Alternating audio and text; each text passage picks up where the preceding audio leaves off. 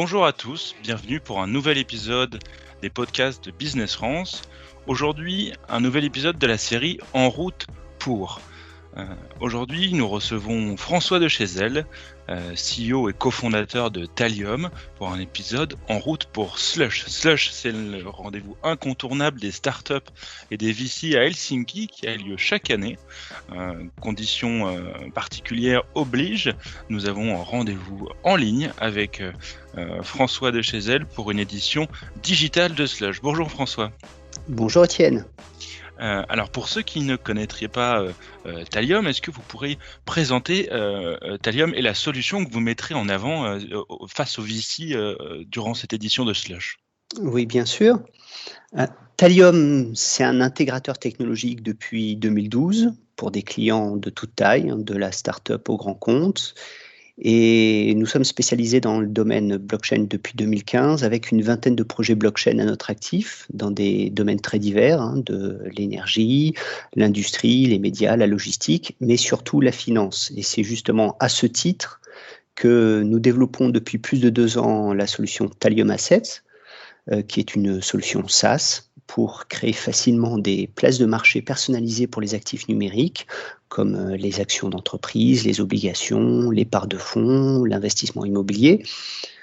Cette plateforme, qui a une approche pointue des problématiques de conformité, permet aux intermédiaires d'investissement de simplifier et réduire les coûts de collecte de fonds et de gestion d'actifs pour leurs clients. Voilà. D'accord, optimiser la gestion d'un portefeuille ou d'actions ou de gérer des relations entre VC et entreprises. Et du coup, c'est avec cette solution que vous concourez à Slush en digital. Absolument, c'est exactement ça. C'est donc on a développé cette application qui est en production depuis plus d'1 an et qui évolue et qui continuera d'évoluer pendant un certain temps, pendant des années. Et maintenant, il reste que au-delà de la technique, on a besoin d'être accompagné par des investisseurs pour accélérer et croître à l'international. Très bien, intéressant d'avoir externalisé un peu les effets et les opportunités de la blockchain sur les levées de fonds en entreprise. Du coup, on parle de levée de fonds, on parle aussi de votre participation à Slush. Pour ceux qui ne connaissent pas, Slush, c'est la conférence annuelle pour les jeunes pousses, les jeunes startups, qui est organisée à Helsinki, en Finlande, tous les ans.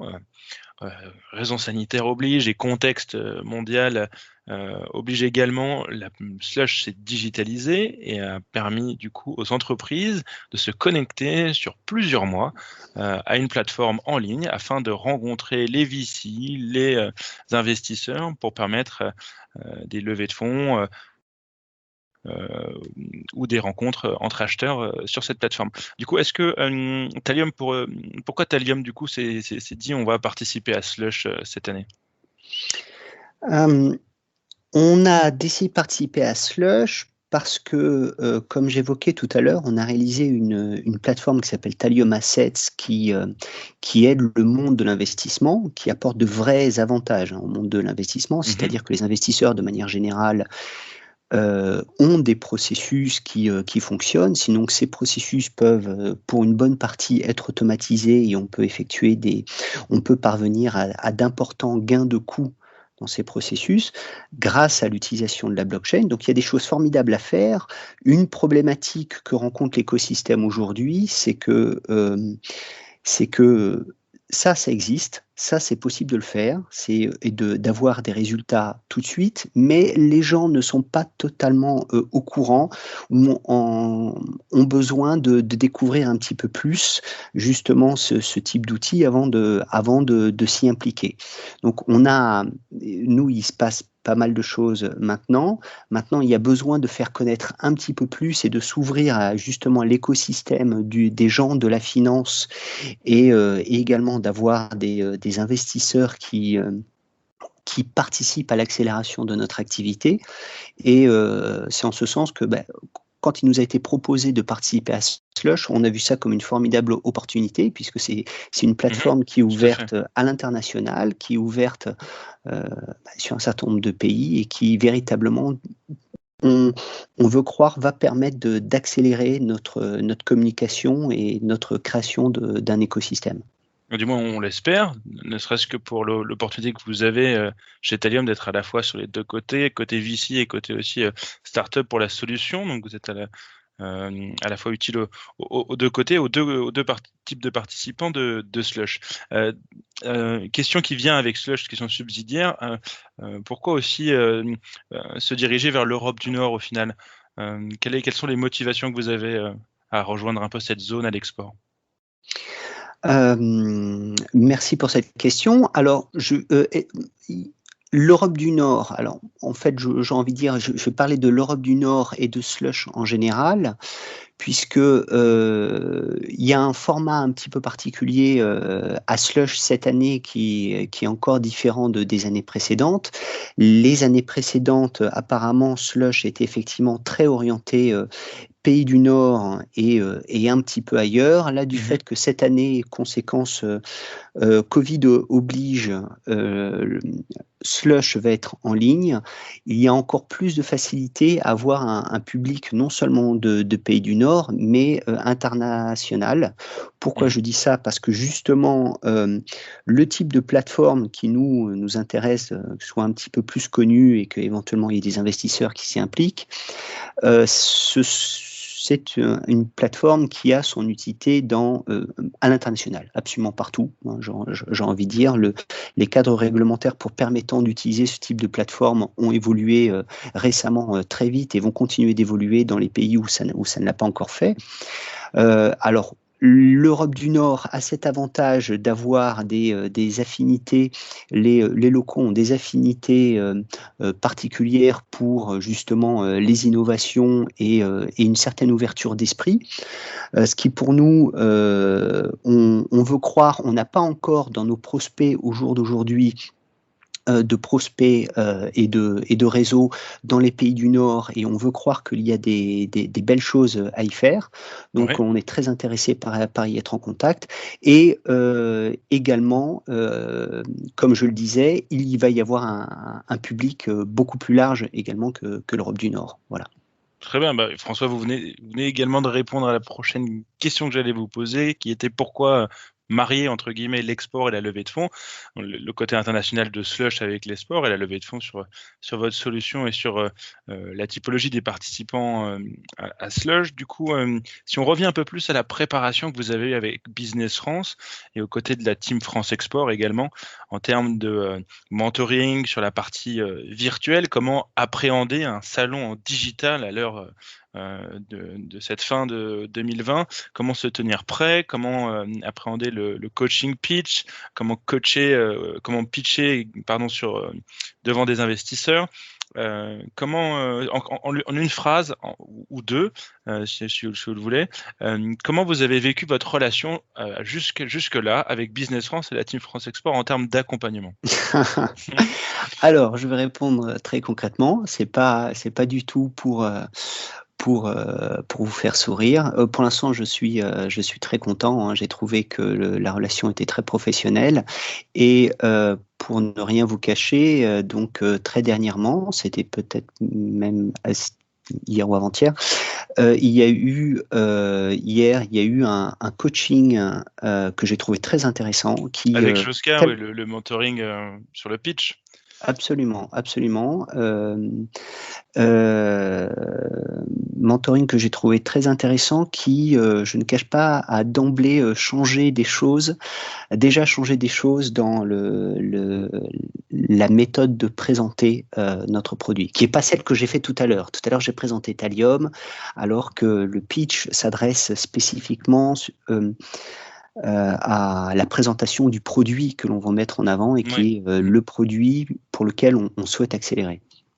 Non, mais c'est très bien. Du coup, vous êtes satisfait de cet accompagnement et on vous a vu également aussi très sérieux dans cet exercice de pitch en chronométrant. Je crois qu'on entendait même un peu le chronomètre derrière vous. Et c'est vrai que c'est le fait de se cadrer, de se forcer à faire un exercice sur lequel on n'est pas forcément habitué de pitcher en anglais sur une solution.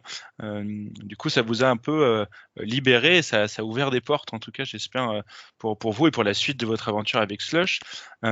Du coup, si on revient un peu plus sur la partie régionale et l'accompagnement que vous avez eu autre que Business France sur la côté opérationnel, au côté régional et accompagnement local avec la CCI Grand Est, est-ce que vous pouvez me dire un mot par rapport à cet accompagnement également? L'accompagnement qu'il y a eu a particulièrement été un accompagnement qui nous a permis de faciliter alors tout d'abord la compréhension de ce que Slush pouvait nous apporter et une véritable facilitation dans les processus justement pour y entrer, pour s'inscrire. Voilà, donc jusqu'à présent, effectivement, l'interaction a été plus, j'aurais envie de dire, sur des aspects peut-être administratif, également de compréhension au départ de ce que ça pouvait nous apporter. C'était très positif. C'est vrai je suis impatient presque de poursuivre ces échanges avec la CCI Grand Est, puisque effectivement, nous, nos bureaux, on a 2 bureaux et on est essentiellement basé à Strasbourg. C'est vrai que jusqu'à présent, on a peut-être péché par le fait qu'on n'avait pas cherché à profiter de ce type d'accompagnement qu'on pouvait avoir, et on veut croire que potentiellement on peut en profiter quelque temps, oui. Oui, on remerciera du coup Céline Potron et l'accompagnement qu'elle corrobore avec l'équipe de la CCI Grand Est, la Team France Export et Business France. Du coup, après cette expérience que vous avez avec le digital sur Slush, si on extrapole un peu et la fin de Slush qui se termine fin décembre, où Thallium se positionnera dans le court, moyen, long terme, en quelques mots rapidement? Alors, je vais parler spécifiquement de l'activité Thallium Assets, puisqu'encore une fois, on est une société de service et on a développé un logiciel. Donc pour nous, c'est une nouvelle activité, même si ça fait 2 ans maintenant qu'on travaille dessus. Ce produit est en production. On est en interne on est une équipe uniquement technique aujourd'hui, et ce pourquoi on a besoin d'investisseurs, c'est pour accélérer, au sens où notamment il y aurait une équipe commerciale, une équipe marketing qui nous rejoindrait, et pas que, pour pouvoir accélérer. Qu'est-ce que derrière ça, les objectifs pour nous, c'est quoi? C'est qu'aujourd'hui, on parvient à obtenir des clients. Le potentiel du produit, on veut croire qu'il est très important et qu'il est très important à l'international. Donc, pour nous, derrière, après Slush, l'objectif, c'est effectivement de pouvoir concrétiser la venue d'investisseurs et du coup l'accroissement de l'équipe, notamment sur les aspects commerciaux et marketing, pour accélérer véritablement de manière efficace. Quand je dis efficace, c'est qu'on n'est pas dans un mode où on recherche des investissements pour financer les développements de l'application. L'application continuera d'évoluer pendant longtemps. On est dans un mode où c'est pour faire du business. Voilà. Donc, si effectivement on peut accélérer on peut obtenir des investissements qui nous permettent d'accélérer sur la partie commerciale, on veut croire que notre développement à l'international peut aller en fait assez vite. Donc, nos objectifs, c'est effectivement l'international. On est déjà présent en Afrique, en Europe. Maintenant, il y a beaucoup plus de choses à faire en Afrique et énormément plus de choses à faire en Europe, et également en Asie, et également en Amérique du Nord. On n'a pas encore d'entrée en Amérique du Sud, mais voilà. Donc, avec des ambitions internationales fortes sur la suite de Slush. C'est parfait du coup pour au moins la dynamique que vous essayez d'insuffler à Thallium, et on espère au moins vous retrouver sur d'autres programmes même d'accélération que Business France organise, comme ne serait-ce que l'Impact USA ou l'Impact China. qui sont des programmes d'accélération aussi pour des startups qui souhaitent s'implémenter sur ces zones-là. Et c'est vrai que la blockchain en Afrique, vous avez raison de le souligner, est en plein essor et c'est un marché porteur, ne serait-ce que pour faire du business avec la solution Thallium Assets. Pour terminer un peu sur cet entretien et sur la présentation un peu en route vers Slush pour cet épisode avec vous, François, est-ce que vous avez un dernier instant où vous pouvez profiter de l'utiliser pour dire quelques mots sur Thallium, sur comment vous avez vécu aussi chez vous un petit peu le Covid et en termes d'entreprise, de structuration, de télétravail, côté opérationnel, et surtout penser aussi au jour historique. Alors où on se parle actuellement, le plan de relance a été annoncé par Bruno Le Maire et Franck Riester. Du coup, d'un côté, la préparation de ce plan de relance, et de l'autre, est-ce que vous avez changé vos modes aussi de fonctionnement en interne suite à la crise qu'on a traversée? Merci de cette question. Alors, comme beaucoup d'entreprises, effectivement, le Covid est passé par là et a impacté un certain nombre de choses. Mais je pense que de notre côté, ça nous a impacté beaucoup moins que certaines entreprises, bien entendu. Je pense aux restaurateurs et transporteurs, etc. Eux, je leur souhaite un grand courage. Nous, pour notre part, on a été modérément impacté pour diverses raisons, y compris parce que justement, on a décidé on croit très fort en cet outil Thallium Assets, et d'une certaine manière, les développements qu'on devait faire dessus, qu'ils soient au sein de nos locaux ou qu'ils soient en télétravail, ça ne changeait pas énormément la donne. Effectivement, ça a été pour le coup de manière plus globale et plus générale. J'aurais envie de dire que c'est d'une certaine manière, le Covid a eu ceci de positif, de se rendre compte que le télétravail, ça marche pas mal. Ça marche pas mal vis-à-vis des équipes, et du coup, pour nous, dans la perspective de nouveaux collaborateurs, imaginer qu'il y ait des collaborateurs qui travaillent en remote, c'était quelque chose qu'on n'envisageait pas trop avant, mais qu'on envisage effectivement beaucoup plus maintenant. Et également, d'un point de vue réunion professionnelle, bon, comme nous sommes en train de le vivre à l'instant, cher Étienne et moi, nous sommes en ligne, et nous rendons compte que c'est quand même pas mal pratique, c'est-à-dire que 5 minutes avant de vous avoir, vous faisiez certainement autre chose, je faisais autre chose, et du coup, il y a un certain gain de productivité. Voilà, donc un petit peu comme tout dans la vie, il y a peut-être des côtés négatifs, mais il y a aussi des choses positives. Voilà. Ok, et du coup, merci pour cette réponse, François. Et il reste quelques instants pour juste un mot sur Thallium et le plan de relance sur peut-être un message que vous avez à faire passer, ou alors on peut s'arrêter là sur ces belles paroles du remote. Simplement dans un esprit, je vais rebondir un petit peu sur l'esprit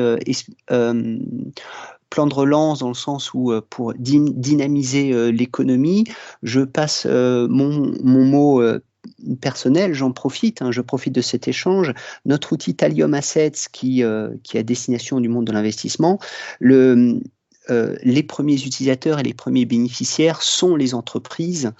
Au jour d'aujourd'hui, je sais que 25% des startups en France sont, d'après des données de la BPI, je crois, sont en recherche d'investissement sans véritablement avoir de pistes pour y aller.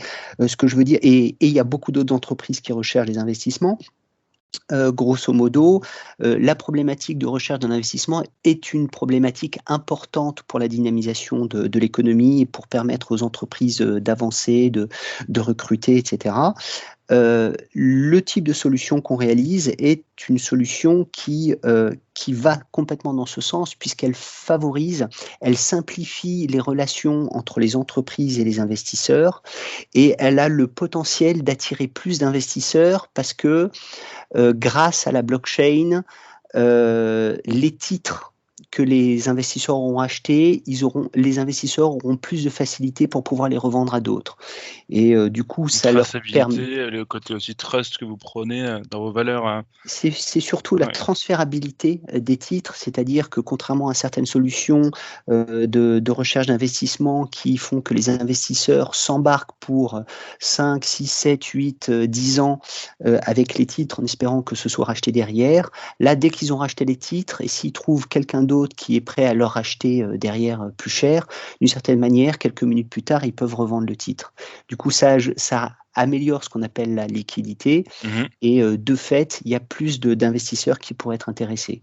Voilà. Bon, bah, si des startups et des investisseurs écoutent cet épisode sur Thallium et en route vers Slush par Business France, faites un signe et puis surtout dans le lien dans la description de l'épisode, il y aura les liens vers votre adresse et votre site internet et votre LinkedIn. Donc n'hésitez pas à contacter François si vous êtes à la recherche de ce type de solution. En tous les cas, François, je vous remercie pour cet échange. On continue notre collaboration pour Slush et on reste en contact évidemment pour la suite de cette aventure digitale nordique, on va dire. Et puis j'espère que le succès vous sourira quand vous serez face à des investisseurs et que vous réussirez à pitcher comme vous l'avez fait mercredi en tout cas. Merci beaucoup Étienne, merci beaucoup de cet échange.